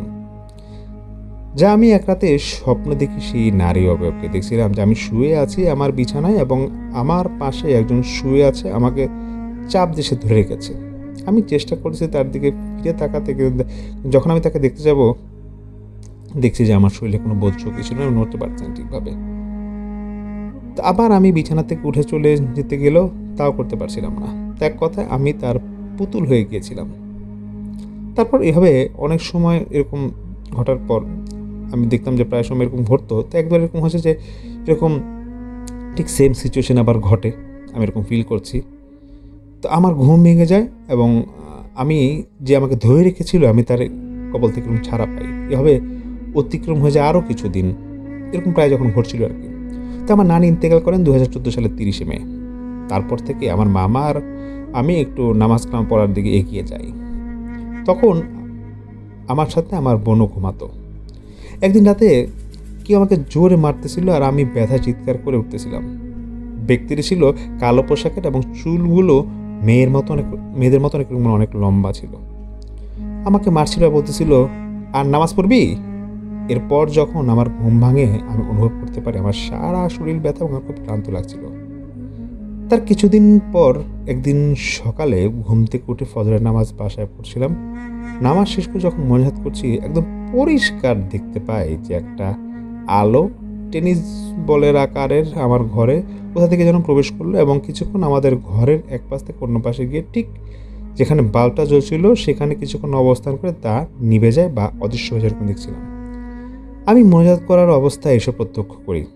পরে মহল্লার মসজিদে গিয়ে ঘটনাটির কথা বললে আমাকে হুজুর যেটা বলে যে লা হাওলা ওয়ালা কুওয়াতা ইল্লা বিল্লাহ, এগুলো সবসময় পড়ার জন্য। এর কিছুদিন পর আমি আমার বরাবর বাসায় যাই। তারা আবার আধ্যাত্মিক বিষয়ে খুব বিশ্বাসী, তাই তাদের এই বিষয়ে জানালে দুপুর 12টায় একজন ইমাম সাহেবকে বাসায় নিয়ে আসে। তিনি কিছু প্রশ্ন করে আমাকে আমার সমস্যাজনিত বিষয়ে। তিনি ছিলেন সেখানকার একটি বাজারের বড় মসজিদের ইমাম। তো তার নিকট 6 জন সহায়ক জিন থাকতেন। তিনি আমার কথা শুনে এবং কিছুক্ষণ পর আমাদের জানায় আমার সমস্যা অনেক আগে থেকেই, আর আমার সাথে কিছু মেয়ে জিনের সম্পর্ক আছে যারা আমাকে ক্ষতি করতে চায়। তিনি আরও জানায় যেদিন সকালে নামাজ পড়ার সময় সে আলো দেখেছিলাম তা ছিল শয়তানের আলো, বলা যায় এটা খারাপ জিন, বদ জিন আর কি।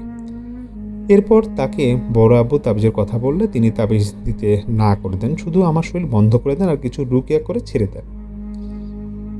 কিছুদিন পর 2014 সালে একটা স্কাউট ক্যাম্পিং হয় গাজীপুর মৌচাকে, ঢাকা জাম্বুরি ক্যাম্প। সেখানে আমার যাওয়ার সুযোগ হয়। 7 দিনের ক্যাম্প ছিল।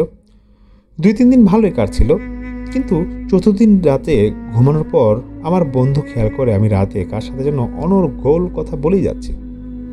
পরে নাকি আমাকে স্বাভাবিক করে ঘুমায় যেতে বলে আমার বন্ধু। তারপর দিন আমাকে সকালে যখন পিটি করার জন্য ডাকা হলো, তখন সে বন্ধু আমাকে জিজ্ঞেস করতেছে যে আমি রাতে কার সাথে কথা বলতেছিলাম। তো এই কথা বলে যে খুব হাসাহাসি করতে থাকে। তো আমি তো বিষয়টা বুঝতে পারি এবং কথার মধ্যে এক প্রকার পাশ কাটিয়ে বের হয়ে যাই। তো ক্যাম্প থেকে আসার পর তো বাসায় থাকতাম, পড়াশোনা, খেলাধুলা, বন্ধু বান্ধব ভালোই দিন কাটছিল। কিন্তু রাতে শুরু হয় আরও নানান সমস্যা। আর আমার বোন আমার সাথে ঘুমাতো, সেই আমার ঘরে বিভিন্ন রকমের আনাগোনা দেখতে শুরু করলো আমার পাশাপাশি, যা আমি আগে তিনি বলেছেন যেটা।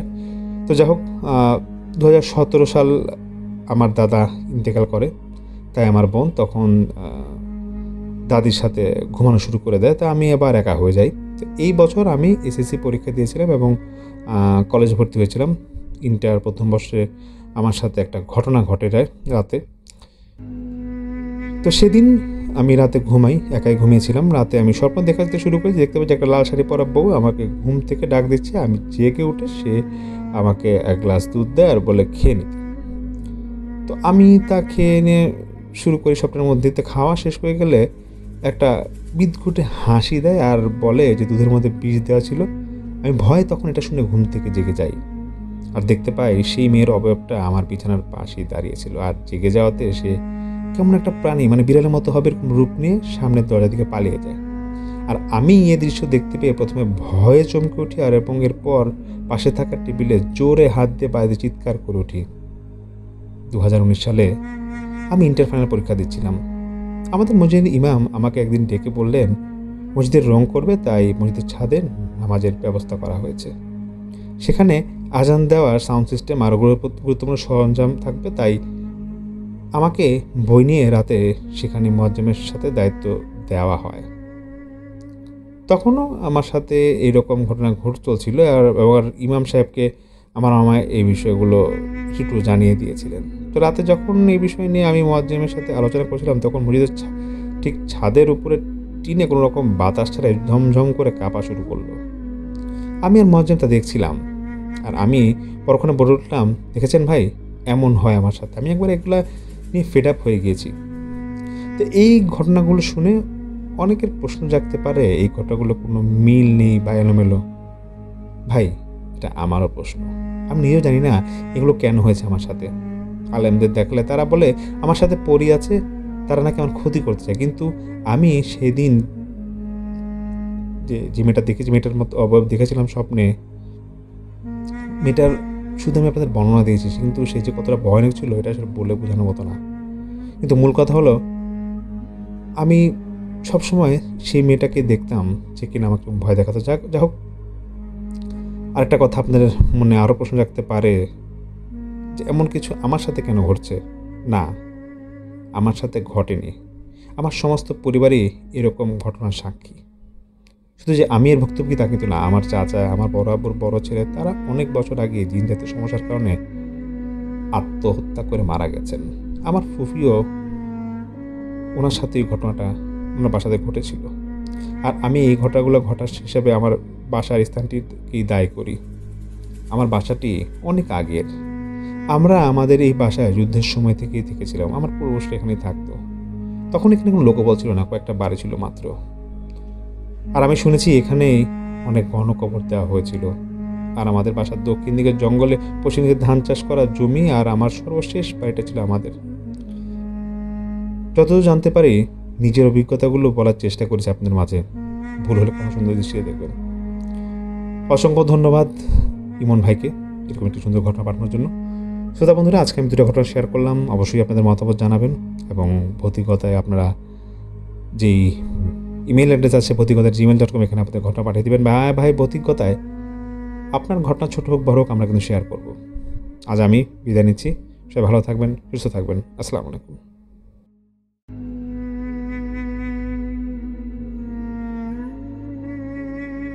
একজন মালয়েশিয়া ফেরত প্রবাসীর সাথে আমার একবার কিছু সময়ের জন্য কথা হয়েছিল অন্য ব্যাপার নিয়ে, এবং ওই অন্য ব্যাপার নিয়ে কথা বলার এক পর্যায়ে সে আমার পরিচয় জানতো বিধায় সে আমাকে একটা ইনসিডেন্টের কথা বলে, এবং ইনসিডেন্টের কথা বলে সে আমাকে প্রশ্ন করে যে এটা কী ছিল। তো ওই প্রবাসী ভদ্রলোক, তার নাম হচ্ছে জুলফিকার। তো জুলফিকার সেইখানে একটা হোটেলের মানে জ্যানিটার পোস্টে কাজ করছিল। জ্যানিটার এটা ছিল হচ্ছে এই বাথরুম পরিষ্কার করা আর কি, বাথরুম বা ওই জায়গাগুলো আর কি পরিষ্কার করা, জ্যানিটারের কাজ। তো ওই হোটেলে সে ওই কাজ করতো এবং তার সাথে সে লাগেজ টানার কাজ করতো। তো জুলফিকার তখন বিবাহ করেনি, আর জুলফিকারের পেছনে অত বেশি কেউ মানে শুধু মা ছাড়া অন্য কেউ ছিল না বিধায় ওর এই ইনকামে হয়ে যেত, এবং অনেক বেশি কাজও ছিল না ওর।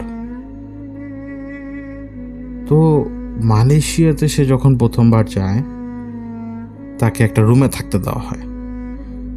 যতদিন পর্যন্ত সে কাজ পায়নি ওই রুমে সে ছিল, এবং সে ওই রুম অন্য কোনোভাবে সে ছাড়তেও পারতো না। প্রথম দিন রাত্রেই সে চেয়েছিল ওই রুম বদলাতে, কিন্তু একজন বাংলাদেশি মানে এইভাবে একা এক রুম পাবে এটা তো কখনো হয়ও না, কারণ এক রুমে তো গাদাগাদি করার অনেক লোক থাকে। সেই এক রুম পেয়েছে এবং সেই রুমই সে সেদিন রাতেই ছেড়ে দিতে চেয়েছিল, কিন্তু তার পক্ষে আবার সেটা ছাড়ার অপশন ছিল না। ছাড়লে তো সে আবার চাকরিও পাবে না। যে এজেন্সির মাধ্যমে গিয়েছে তখন তো অন্যরকম ব্যাপার স্যাপার ছিল। তো প্রথম দিন রাতের বেলা সে ওই রুমের মধ্যে যখন যায়, রুমে তার থাকার জন্য কিছুই ছিল না। নিজেরই ব্যাগ থেকে কাপড় চোপড় দিয়ে চাদরের মতো করে নেয় এবং করে নিজের ব্যাগকে বালিশের মতো ব্যবহার করে শুয়ে পড়ে। খাবার বলতে শুকনো খাবার এবং পানি ছিল, বোতলের পানি, এবং বলা হয়েছিল যে পাশে বাথরুম আছে, বাথরুম থেকে পানি নিয়ে পানি খেতে।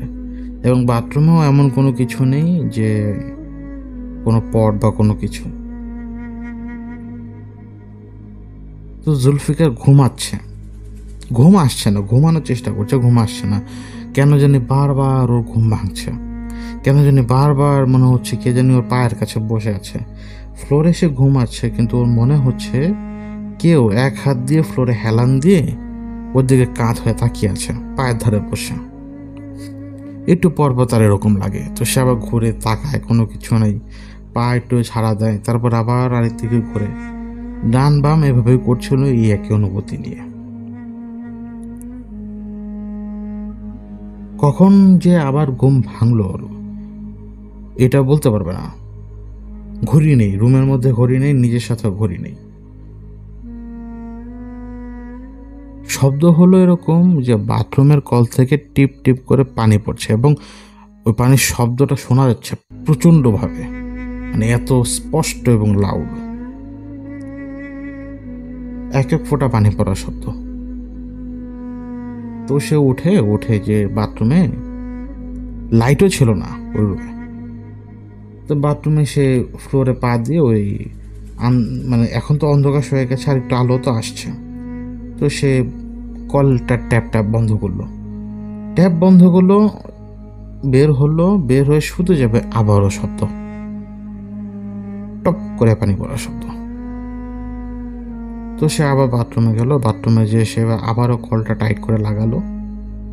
কিন্তু এইবার খেয়াল করলো কি যে বাথরুমের ফ্লোর কিন্তু পুরো শুকনো, শুধুমাত্র অনেকক্ষণ যদি ব্যবহার কেউ না করে তাহলে বাথরুমের ফ্লোরটা এরকম শুকনো থাকবে। জুলফিকারের মনে হচ্ছে যে সে হাত মুখ ধুয়েছিল কল ছেড়ে, এবং একটু পানিও খেয়েছিল, আর পানি বোতলে ভরেছিল। তো সেই হিসেবে বাথরুমের ফ্লোর কিন্তু ভেজা থাকার কথা। বাথরুম থেকে বের হতে যাবে, আবারও পানির টপ করে পড়ার শব্দ, কিন্তু এবার বাথরুমের শব্দটা ছিল না। শব্দটা আসলো ওরই মনে হলো যে ওর বিছানার কাছ থেকে, যে জায়গাটা ও যে ফ্লোরে শুয়ে আছে ওই জায়গা থেকে। জুলফিকার মনে করলো এখন দেখতে পাচ্ছে না, লাইটও নেই, কোনো কিছু নেই, বাইরের আলো দিয়ে যা বোঝা যায়, জানালা দিয়ে যে পরিমাণ আলো আসে ও দিয়ে সে বোঝার চেষ্টা করছে। তো উপরের দিকে তাকালো, উপরের ওই ছাদের দিকে সে তাকালো, মনে হলো যে ওদিক থেকে পানি পড়ছে। সে একটু সামনে যায়, ভালো করে তাকায় এবং টপ করে এক ফোঁটা পানি ওর উপরে পড়ে, ঠিক ওর নাকের পাশে গালে পানিটা পড়ে এবং এটা গরম। তো স্বাভাবিক রিয়েকশনে সে হাত দিয়ে মানে আঙ্গুল দিয়ে ওই পানিটা মুছে ফেলার পরে পানি আর পড়ে না, টপ করে পানি আর পড়ে না। তো সে শুয়ে পড়ার পরে তার হঠাৎ খেয়াল হলো যে যেই হাত দিয়ে বা যে দুটো আঙ্গুল দিয়ে সে তার গালে ওই পানির ফোঁটাটা পরিষ্কার করেছিল, ওই দুটো আঙ্গুল কেমন যেন একটু আঠালো। তো গন্ধ শোকার চেষ্টা করলো আগে, যে মানে আঠালো এটা কি। তো গন্ধ শোকার চেষ্টা করলো, তো বুঝতে পারলো যে এটা রক্তের গন্ধ, এক ফোঁটা রক্তের গন্ধ, এবং আঙ্গুল দুটো আঠা লাগছে, আয়রনের মতো গন্ধ আসে। তো সেই জুলফিকার কুলেন গিয়ে উঠে যেয়ে বাথরুমে যে হাত পরিষ্কার করে আসলেন। এবার যখন তিনি বাথরুমে যে হাত পরিষ্কার করতে গেলেন, এখন উনি আবার লক্ষ্য করলেন বাথরুমের ফ্লোর একদম ভেজা, এবং বাথরুমের ফ্লোরটা এই একটু আগেও মনে হচ্ছে যে মানে শুকনো থাকার কারণে একদম পরিষ্কার। এখন সে দেখছে মানে নিচের দিকে তাকিয়ে যে কালো মতন, একদম কালো মতন, এবং বাথরুমের ফ্লোরটা কেমন যেন আঠালো, মানে এরকম একটা অনুভূতি, মানে আঠালো একটা অনুভূতি। এবং এই বাথরুমের ভেতর থেকে একটা গন্ধ আসছে, রক্তের গন্ধ। এটা আয়রনের মতো লাগে। কি মনে করে সে কলের কাছে যাবে, মানে কলটা খুললো, শুধু বাঁধতে গিয়ে একটা পলক দিল সে দরজার কাছে একটা পলিথিন রাখা, কালো পলিথিন, বড় কালো পলিথিন, এবং সেই পলিথিনের উপরে একদম উপরে একটা কাটা হাত, কবজি একটু উপর পর্যন্ত দেখা যাচ্ছে, এবং সেই হাতে একটা ঘড়ি বাঁধা, একটা ঘড়ি তখনও সেই কাটা হাতে বাঁধা। এটা সে আলোতে বুঝতে পারে, এই যে অন্ধকারে যে আলোটা তার চোখে সয়ে আসে, এই আলোতে সে বুঝতে পারে। সাথে সাথে আল্লাহ গো মাগো বলে সে বাথরুম থেকে বের হয়ে আসে। পেছনের দিকে সে না তাকিয়ে মেইন দরজা খুলে সে বাইরে বের হয়ে আসে। বাইরে বের হয়ে এসে কাঁপছে, কথা বলতে পারছে না, হাত পা কাঁপছে। এই বাইরে আলো দিয়েও সে ভেতরের দিকে তাকিয়ে দেখছে যে সবই ঠিক, বাথরুমেও কোনো কালো পলিথিন নেই, কোনো কাটা হাতও নেই, সবই তো ঠিক। ওই দিন সে ওই রাতের বেলা সে আর ঢুকবেই না। কিন্তু কতক্ষণ সে বাইরে দাঁড়িয়ে থাকবে?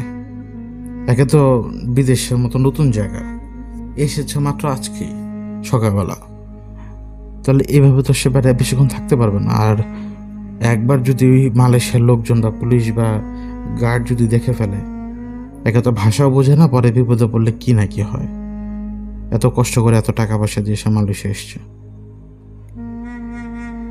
তো সে ওই রুমের মধ্যে আবার ঢোকে, কোনো মতে যে এবার একটু দেয়ালের দিকে, মানে ওই সে দেয়ালের মাঝে বরাবর ছিল, এবার করলো কি দেয়ালের কোনা বরাবর যে বিছানা পেতে শুয়ে পড়ল। শোয়া মাত্রই টপ করে পানি পড়ার শব্দ আবার, কিন্তু এবার এই পানি পড়ার শব্দকে সে গুরুত্ব দিল না। শুয়ে আছে ডান কাঁধ হয়ে, দেয়ালের দিকে তাকিয়ে, পিঠটার মধ্যে কেমন যেন লাগছে, মনে হচ্ছে এখনই কেউ এসে খুবলে ওর পিঠের মাংসটা টেনে নিয়ে যাবে, মানে এরকম একটা অনুভূতি। হঠাৎ সে বুঝতে পারলো যে রুমের মধ্যে কেউ বা কাউকে টেনে নিয়ে যাচ্ছে। মানে হিচড়ে নিয়ে যাচ্ছে, ঠিক ওর পায়ের ধার দিয়ে ওর ঘাড়ের পাশে, মানে একদম ঘাড়ের পাশে এসে থেমে গেল কেউ। মানে এরকম হবে যে লাশটাকে কেউ, একটা লাশ টেনে হিচড়ে নিয়ে এসে ঠিক জুলফিকারের পাশ বরাবর রেখে দিল। জুলফিকার ওই রাতটা কিভাবে কাটিয়েছে সে নিজেও জানে না। অনেক কেঁদেছে সে, অনেক কেঁদেছে, শুধু লা ইলাহা ইল্লাল্লাহ, শুধু লা ইলাহা ইল্লাল্লাহ বলেছে। যতক্ষণ সে দোয়া দরুদ পড়েছে ততক্ষণ পর্যন্ত তার মনেই হচ্ছিল যে কেউ এখনই তার পিঠের মধ্যে তার বিভৎস আঙ্গুলগুলো দিয়ে এখনই হয়তো আঁচড় দিয়ে ওর মাংসগুলো টেনে খুবলে বের করে ফেলবে। এই অনুভূতি ছিল। এবং জুলফিকার দোয়া পড়তে পড়তে পড়তে পড়তে ঘুমিয়ে যায়, চোখ লেগে আসে এবং ঘুমিয়ে যায়। ওই সকালে গেট পিটানোর শব্দে ওর ঘুম ভাঙে। এখন দরজা খোলার পরে সে যখন বাইরে গিয়েছিল, ভেতরে ঢোকার পরে কে যেন বাইরের দিক দিয়ে ভেতরে যাতে না ঢুকতে পারে সেই জন্য তালা মেরে দিয়েছিল অদ্ভুতভাবে। মানে কে করলো এই কাজ? তালা দেওয়া ছিল বাইরের দিক দিয়ে, এটা কিন্তু জুলফিকার জানতো না। জুলফিকার এটা জানতোই না যে কেউ বাইরে ওকে তালা দিয়ে আটকে ফেলেছে। তো জুলফিকার তখন এক বাঙালি, যে বাঙালির মাধ্যমে, মানে যে বাঙালি এজেন্ট তখন সেখানে ছিলেন, ওই সময় এসেছিলেন, সে এজেন্টকে বললেন যে ভাই এখানে তো এরকম জিনভূতের ভয়ঙ্কর অবস্থা। তো ওই বাঙালি এজেন্ট তাকে আর কি সেই জায়গা থেকে বললো যে তোমার কাজকে সরিয়ে দেবো। আমি তো ভেবেছিলাম এক রাতে জায়গা থাকতে কোনো সমস্যা হবে না, কিন্তু এক রাতে এই ঘটনা ঘটে গেছে। তো জুলফিকার অবাক হয়ে তার দিকে তাকিয়ে বললো যে এক রাত এই জায়গা থাকলে সমস্যা হবে না, মানে আপনি কি জানতেন যে এই জায়গায় সমস্যা আছে?